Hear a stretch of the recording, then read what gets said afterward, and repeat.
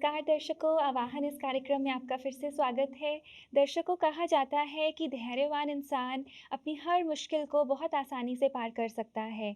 जिसके पास धैर्य है, उसके पास दृढ़ इच्छा शक्ति आ ही जाती है।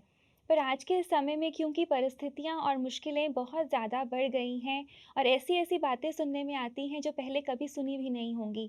तो इन सिचुएशंस में हम अपने धैर्य को कैसे बनाए रखें, कैसे वो डिटर्मिन्ड विल पावर हम अपने अंदर लेकर आ सकें, तो आज की इस कड़ी में हम इसी के बारे में जानेंगे।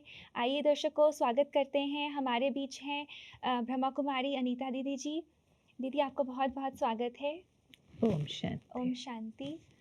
तो दीदी, पहला सवाल लेते हैं। दीदी, ये आया है दिल्ली से सपना जी का।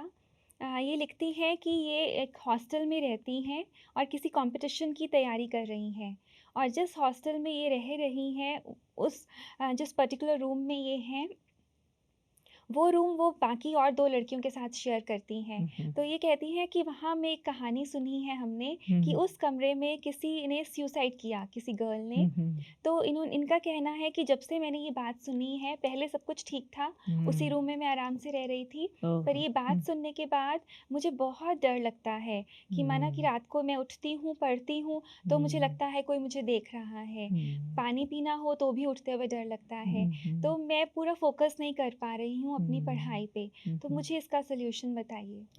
इनकी बात से ये स्पष्ट हो रहा है कि इनको सुनी हुई बात का असर हो गया है। हुँ, अगर सच में वहाँ कुछ होता तो वो बात सुनने से पहले भी इनको कुछ दिखाई देता या कुछ उसका प्रभाव पड़ता, तो ये सारी चीज़ मनोवैज्ञानिक तौर पर ही उसके ऊपर काम कर रही है।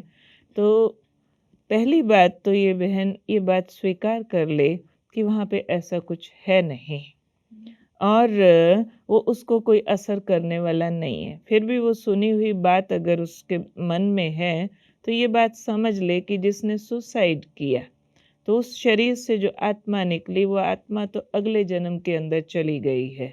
तो ये अपने भय के भूत के अनुसार उस आत्मा को अपने मन की आँख से ही वहाँ पर देख रही है, बाकी ऐसी कोई बात है नहीं।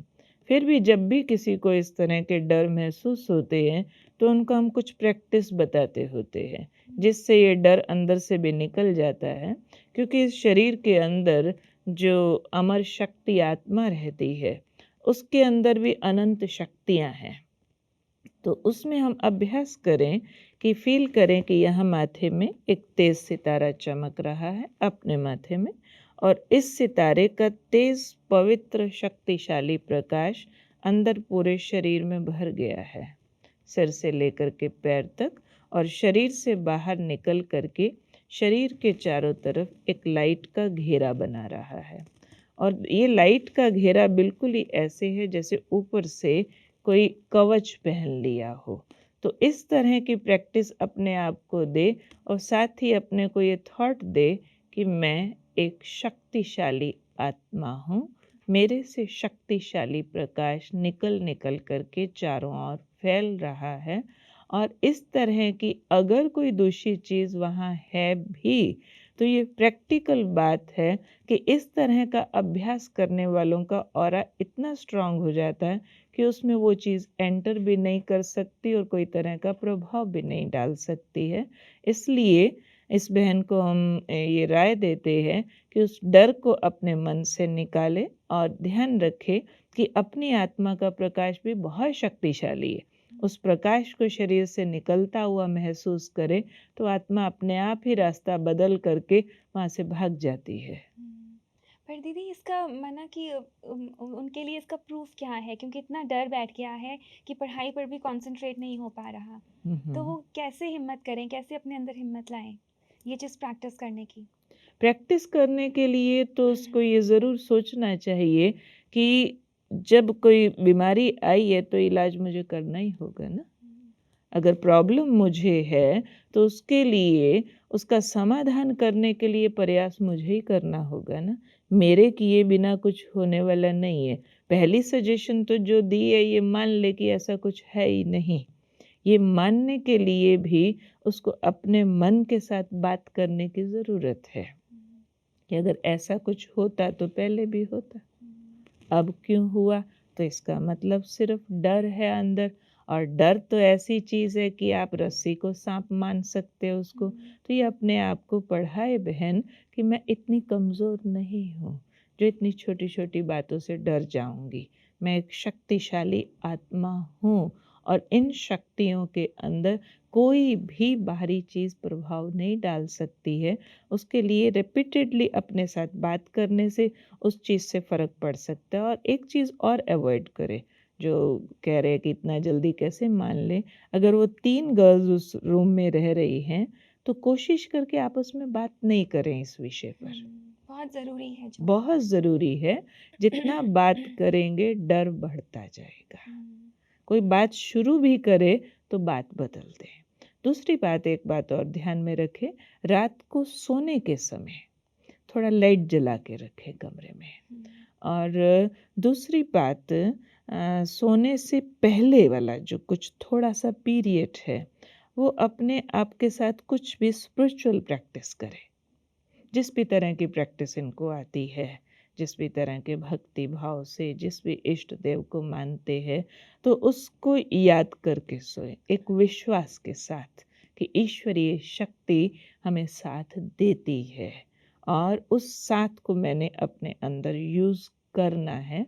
और ये भी विश्वास रखे कि रूहानी शक्ति जो आत्मा का प्रकाश है और ईश्वरीय शक्ति संसार की सब शक्तियों से बड़ी होती है और वो इस समय मेरे साथ है, मेरे साथ है, मेरे साथ है, मेरे साथ है। ये विश्वास अपने आप को कराने की ज़रूरत है। दीदी, उस विश्वास का आधार क्या हो सकता है कि हम इतने शक्तिशाली हैं? उस विश्वास के लिए एक तो अपने आप को थॉट दे और दूसरा विश्वास आता है एक्सपीरियंस से। तो जो हमने थॉट्स बताए उसको प्रैक्टिस करें। तो प्रैक्टिस करके 2-3 दिन तो हो सकता है रिजल्ट नहीं निकले, लेकिन उसके बाद वो चीज़ प्रैक्टिस वाली इफ़ेक्ट डालने लगेगी और वो जो रिजल्ट निकलेंगे, डर कम होने लगेगा, तो अपने आप विश्वास बढ़ता जाएगा। कोई भी काम को करने के बाद जब उसका रिजल्ट निकलना शुरू होता है तो विश्वास आने लगता है। पर विश्वास से शुरू करें तो विश्वास आएगा। मैंने ट्राई तो करना ही पड़ेगा ज़रूरी बात है। और वो भी थॉट लेवल पर। थॉट लेवल पर ही ट्राई करेंगे तो उसका प्रैक्टिकल रिजल्ट भी सामने आ जाएगा ज़रूर। पर दीदी, देखा जाता है कि इस उम्र में, खासकर इस उम्र में, जो भूतों वाली बातें हैं, डरावनी बातें हैं, वो हुँ, सुनना और करना अच्छा लगता है। इसका हुँ। कारण क्या है? अपने अंदर की एनर्जी कहीं नेगेटिव डायरेक्शंस ले जाती है। तो जहाँ नेगेटिव डायरेक्शंस होते हैं, लोग इसको बहादुरी मानने लगते हैं, एडवेंचर मानने लगते हैं। ये ना तो बहादुरी है, ना एडवेंचर है, लेकिन एक तरह से थोड़ा-सा चस्का है और कुछ भी नहीं है कि और बताओ अच्छा क्या होता है। और मैं बहुत बड़ा फैक्ट बताती हूँ कि भूतों-वूतों की बातें इस दुनिया के अंदर 99% इल्यूजन से ज़्यादा कुछ भी नहीं है। डर और घबराहट से ज़्यादा कुछ भी नहीं है। इन बातों के पीछे की अगर स्टडी की जाए तो फैक्ट्स इतने थोड़े हैं कि इग्नोर करने जैसे हैं और सच इतना कम है इन बातों में कि सिवाय गप के कुछ लगता ही नहीं है। इसलिए इन बातों में न जाना ही अच्छा है। जाने से समय भी वेस्ट होता है और बहुत सारे वहम और भ्रम पैदा होकर के हमारी एनर्जी को ख़त्म करने लगते हैं।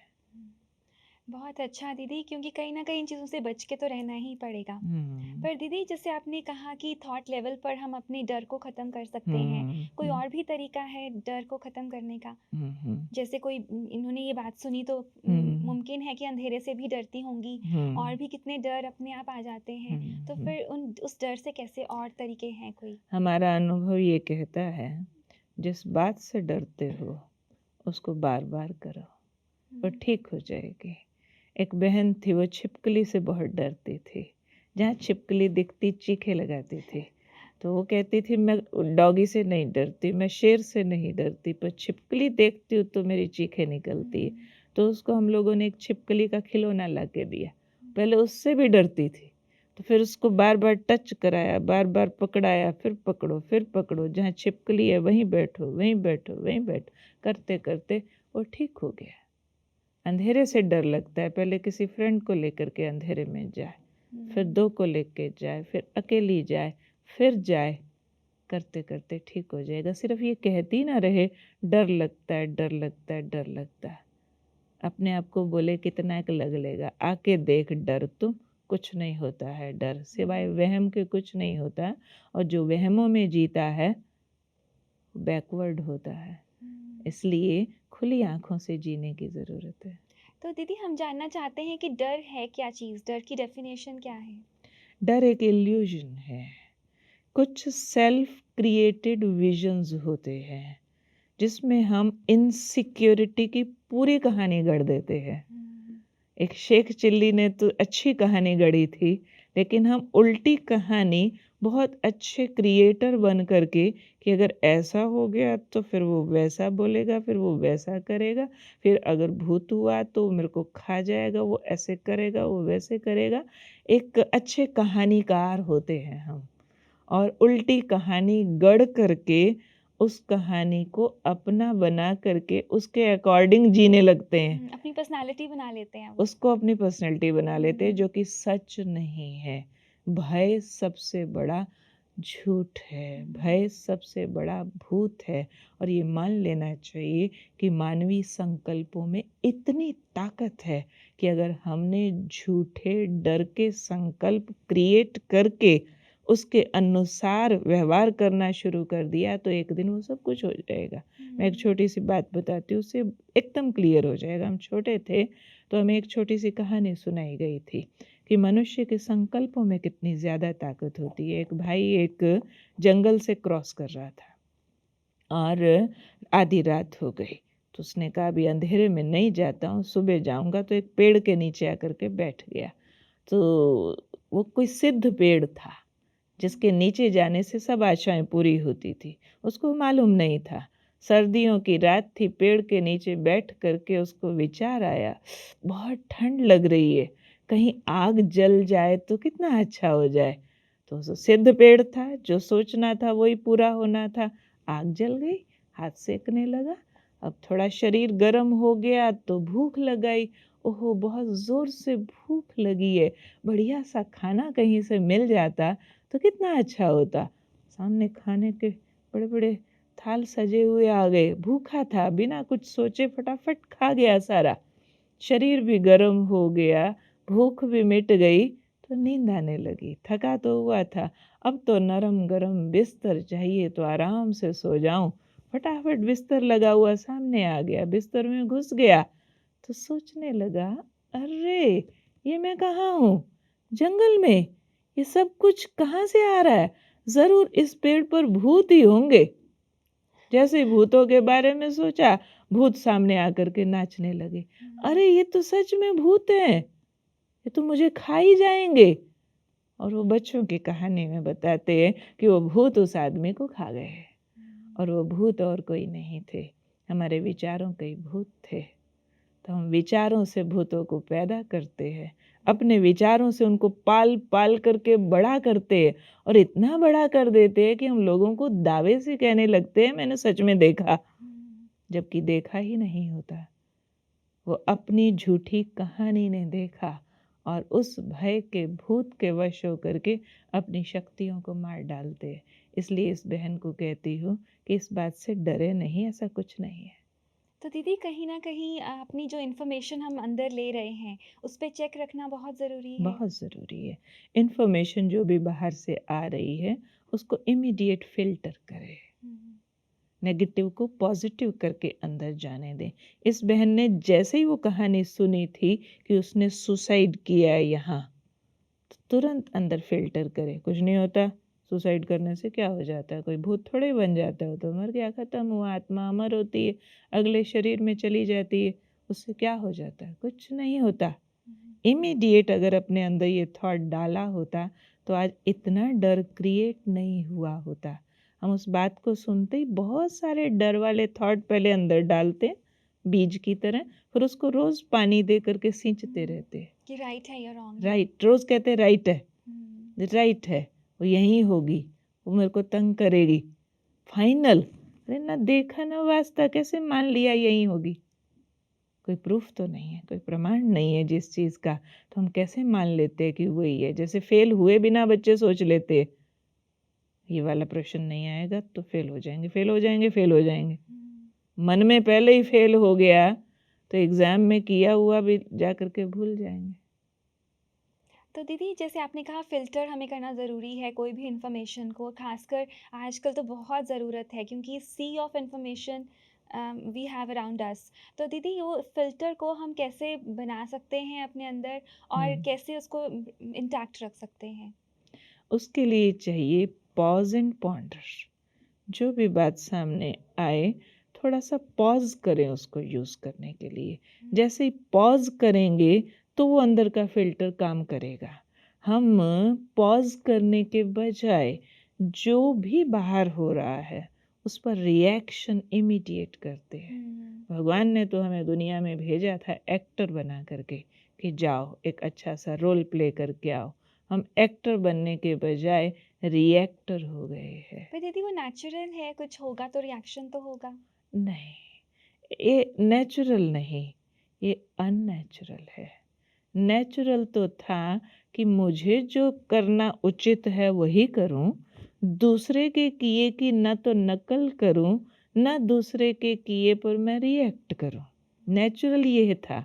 लेकिन अगर नेचुरल होता तो डर, नफरत, इस तरह के रिएक्शंस नहीं आते। जो नेचुरल होता है उससे तो खुशी मिलती है। जो नेचुरल होता है उसमें तो विश्वास होता है। जो नेचुरल होता है उसमें आनंद होता है। जहाँ इन चीज़ों का अभाव है तो मान लेना चाहिए ये अननेचुरल है। तो अननेचुरल को नेचुरल करने के लिए अपने आप को सुबह से ही ये थॉट दे दे कि आज दिन भर में जो भी बातें मेरे सामने आएंगी सब कुछ एज इट इज़ नहीं मान लेना।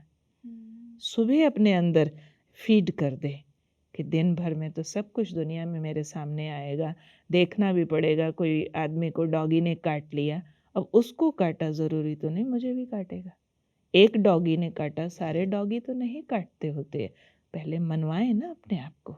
अगर एक को देखा डॉगी ने उस आदमी को काटा तो उसके बाद मैं सारी उम्र डरती रहूंगी, डॉगी काटता होता है, बचना चाहिए, नहीं नहीं बहुत बुरा होता है, कभी भी जिसके घर में डॉगी हो नहीं जाना चाहिए। फिर एक लेबल कर देंगे अपने आप को, मुझे डॉगी से बहुत डर लगता है, जिसके यहाँ भी होता है मैं कभी नहीं जाती हूँ, जिधर होता है मैं तो रास्ता बदल लेती हूँ। पर दीदी, केयरफुल रहना भी ज़रूरी है अगर आँखों से देखा है। केयरफुल होना और डरना, दोनों में रात दिन का फर्क है। डर है फाइनल कर दिया कि डॉगी बुरा ही होता है, काटता ही है। और केयरफुल है कि कहीं काट ना ले, आखिर एनिमल है ना, मनुष्य तो नहीं है, इसलिए मैं इसको पत्थर न मारूं, इसलिए मैं इधर से न जाऊं। चलो बच के रहना चाहिए। वैसे मैं 20 साल की हो गई हूँ, अभी तक कौन सा डॉगी ने काटा। चलो एक बार काट भी लिया और सदा तो नहीं काटता रहेगा। वो केयरफुल रहना और बात है, फियरफुल रहना और बात है। इसमें इंटरनली हेयरलाइन डिफरेंस है। हाँ, जो केयरफुल है वो फेयरफुल नहीं होगा, और फियरफुल वही होता है जो केयरफुल नहीं है। अपनी इमोशंस की केयर करे, अपनी हैप्पी इमोशंस का मर्डर नहीं करे। फियर उसका मर्डर कर देता है और केयर हैप्पीनेस को बना करके रखती है। वो बातों की केयर करो जिससे आप सदा खुश रहे, नेगेटिव थॉट से बच के रहे, उसको केयर करें। उसको केयर करना नहीं कहते कि डरते रहे। कि अपनी खुशी को खुद ही सँभाल के रखें। खुशी को केयर करें ना, केयर करनी ही है तो। तो दीदी, सारे दिन में ये फ़िल्टर हम सुबह ही सोच लें कि जो बात जैसे आएगी उसको हमने वैसे नहीं लेना, तो ये कहीं न कहीं नेगेटिव थिंकिंग नहीं है? नहीं, नेगेटिव और पॉजिटिव दिन भर में सब कुछ मिक्स मिलेगा। है ना? शक की नज़र से देखना उस चीज़ को। फिर शक और फिल्टर, इन दोनों में भी अंतर है। शक एक नेगेटिव इमोशन है। जब शक आता है तो उसमें हम डाउटफुल है हर एक बात के लिए कि इसमें ज़रूर कुछ बुरा होगा। हम अच्छाई में से बुराई ढूंढें और उस बुराई से मेरे को पक्का नुकसान ही होने वाला है, इसको शक कहते हैं। और फ़िल्टर करना कहते हैं हर बुराई में से अच्छाई ढूँढें और उस अच्छाई से मुझे क्या-क्या फ़ायदा हो सकता है, उसको यूज़ करें, इसको हम कहेंगे फ़िल्टर करना, पॉज़िटिविटी लेना। तो या तो इस पलड़े को ले लो, चाहे तो इस पलड़े को ले लो, ये अपनी मुट्ठी में है। बाकी तो शक और फ़ेथ 2 चीज़ें हैं। बी फ़ेथफुल कि आप अच्छा ही करोगे, कहीं मेरे से गलती ना हो जाए, नहीं। जितना आप फ़ेथफुल होंगे, तो उतना आपका शक कम होता जाएगा, दूसरों पर भी फ़ेथ, अपने पर भी फ़ेथ। फ़ेथ हो जाने से फ़िल्टर ठीक काम करता है, राइट रॉन्ग की जजमेंट ठीक आती है क्योंकि फ़ेथफुल जो है ना, उसके थॉट्स की स्पीड कम होती है, अंदर शोर कम है। तो स्पीड कम होने से जैसे ठहरा हुआ पानी है तो आर पार ठीक दिखाई देता है, तो वो पॉजिटिव हो जाएंगे, यहाँ पर स्टिल हो जाएंगे, स्टेबल हो जाएंगे, तो ठीक दिखाई पड़ेगा क्या ठीक है क्या गलत है। तो दीदी एक चीज़ और हम पूछना चाहते हैं डर से रिलेटेड ही कि आजकल फ़िल्म इंडस्ट्री में भी हॉरर मूवीज़ का एक बहुत बड़ा बिज़नेस बन चुका है कि लोगों को अट्रैक्ट करने के लिए। क्योंकि कहीं न कहीं पता है कि इंसान की कमज़ोरी है इस चीज़ को और ज़्यादा एक्सप्लोर करने की। तो हम्म। वो चीज़ जो इतनी अट्रैक्टिव तरीके से पेश की जाती है, उससे हम अपने आप को कैसे बचाएँ? शायद कहीं उनकी एक भूख पूरी होती होगी कि दूसरे को डरा के मज़ा आता है, और तो उनका इसलिए वो हॉरर मूवी बनाते हैं। और जो देखने जाते हैं, तो वो भी शायद दूसरे को डराने के तरीके ना कहीं देखने जाते हो, या फिर कई लोग इसको एडवेंचर मान लेते हैं कि ये सब कुछ देख कर के भी हम डरते नहीं हैं, हमको तो मज़ा आता है। जो कुछ भी है, डरना और डराना है तो नेगेटिव इमोशन ना। फिर दीदी तो ये तो एंटरटेनमेंट है। पर नेगेटिव इमोशंस को जो लोग एंटरटेनमेंट बना लेते हैं, उनका एंटरटेनमेंट बहुत मोमेंटरी होता है। अभी अभी एंटरटेनमेंट और उसके बाद इनसिक्योर फीलिंग्स, और उसके बाद हमारे ब्रेन के अंदर कुछ इस तरह के रिकॉर्डिंग्स हो जाती हैं कि हम अपने लाइफ को देखने का नज़रिया दूसरा बना बैठते हैं। ज़िंदगी में कहीं ना कहीं एक अनजाना सा डर बैठ जाता है। अगर इस तरह की मूवीज़ का ट्रेंड बढ़ता जा रहा है, तो दूसरी ओर अगर आप पूरा सिनेरियो देखो, तो उसके अंदर अनसर्टेनिटी, इनसिक्योर फीलिंग्स, और उसके कारण से डिप्रेशन केसेस, और उसके कारण से सुसाइड रेट कितने बढ़ते चले जा इवन रहे हैं। सीरियल्स के फॉर्म में भी ये घरों में पहुँच गया है। घरों में पहुंच गया है, पहले शायद सीरियल्स में था, अब घरों में वो हो गया है। और उसके कारण से दिनों दिन वॉयलेंस बढ़ती जा रही है। हर इंसान क्योंकि खुद इनसिक्योर फील करता है, तो उस फीलिंग के कारण से दूसरों की सिक्योरिटी छीन लेना चाहता है। जो खुद जितना ज़्यादा डरा हुआ है, वो दूसरे पर अटैक करता है, या चोरी करेगा, या मर्डर करेगा, या रेप करेगा, क्योंकि खुद उसको अपनी आंतरिक शक्तियों पर विश्वास नहीं है। तो जो इस तरह की हॉरर मूवीज़ देखते हैं, उनको मैं एक बात बता दूं कि अपने आंतरिक आनंद पर विश्वास कीजिए। उस आनंद को महसूस कीजिए जो परमात्मा ने अंदर में हमको भर के दिया है। और फिर अगर बाहर से आनंद लेना ही है, तो घटिया तरीकों से नहीं लीजिए, बढ़िया तरीके से भी वो लिया जा सकता है। तो क्यों नहीं हम रॉयल एंटरटेनमेंट की तरफ जाएं, इस तरह की एंटरटेनमेंट की तरफ नहीं जाएं जिसमें लेटर ऑन सोसाइटी के लिए खतरा क्रिएट हो जाए। तो दीदी जैसे हमने जाना कि हॉरर चीज़ें के कांटेक्ट में आना, देखना, इन्फॉर्मेशन लेना ये गलत है। तो दीदी कितने लोगों को तो पता भी नहीं होगा कि ये चीज़ गलत है। तो हम्म। राइट और रॉन्ग क्या है? इसकी डेफिनेशन क्या है? जो एक लेमैन भी समझ पाए। गलत और ठीक का पता नॉर्मली तो तब चलता है जब इंटरनल सेटिस्फेक्शन होती है। समटाइम्स ये इंटरनल सेटिस्फेक्शन सुपरफिशियल भी होती है। जैसे किसी को किसी से बदला लेके लगता है कि हाँ, मज़ा आ गया। किसी को नीचा दिखा के भी लगता है मज़ा आ गया। लेकिन जैसे ही ये कि लगेगा ना, कहा जाता है कि हिसाब पूरा हुआ। हाँ, जैसे ही ये लगेगा ना कि मैंने उसको मज़ा चखा दिया, बदला ले लिया, अब मुझे चैन आ गया, लेकिन ये वाला चैन एक नई बेचैनी को पैदा करेगा, एक निशानी होगी, एक नई असंतुष्टि को पैदा करेगा, एक नई होड़ को पैदा करेगा, जिसमें कहीं फुल स्टॉप नहीं लगेगा। आज एक से बदला लिया, कल दूसरे से, परसों तीसरे से, एक लंबी चेन उनको दिखाई देती रहेगी। लेकिन जो अपनी ट्रू सेल्फ के साथ या रियल वैल्यूज़ के साथ या राइट मीन्स के साथ संतुष्ट होंगे, अंदर से खुश होंगे, तो उनकी एक नई चेन नहीं शुरू होगी। उसके लिए वैल्यूज़ को यूज़ करने की ज़रूरत पड़ेगी। माफ़ करके जो संतुष्टि आएगी, किसी का भला करके जो संतुष्टि आएगी, किसी पर उपकार करके जो अंदर में खुशी आएगी, उसमें फिर खुशी प्लस खुशी, संतुष्टि प्लस संतुष्टि, इस तरह की चेन चालू हो जाएगी। तो चॉइस अपनी है कि हमको कौन से वाली चेन में जाना है। तो राइट और रॉन्ग की आवाज़ अंदर से आ जाती है। दुनिया में अगर रॉन्ग मीन्स से, जिसको हम आध्यात्मिक भाषा में दुख देने को रॉन्ग कहते हैं, बदला लेने को रॉन्ग कहते हैं, उस तरह वाले से अगर वो लोग खुशी ले भी रहे हैं, तो सारा संसार आज ये रिजल्ट दिखा रहा है, परमानेंट खुशी कहीं नहीं है। दुख बढ़ता जा रहा है, संसार में समस्याएं बढ़ती जा रही है, घरों में रिश्ते उलझते जा रहे हैं, परिवार टूटते जा रहे हैं, क्योंकि ये वाले तरीके जिसको हम ठीक समझते हैं, टिट फॉर टैट, ये बढ़ते जा रहे हैं। टिट फॉर टैट के बदले अगर वैल्यूज़ का रास्ता अपनाया होता, तो आज दुनिया के दिलों से आवाज़ निकल रही होती कि वाह, जीने का मज़ा आ गया, मैं बहुत संतुष्ट हूँ, बहुत खुश हूँ।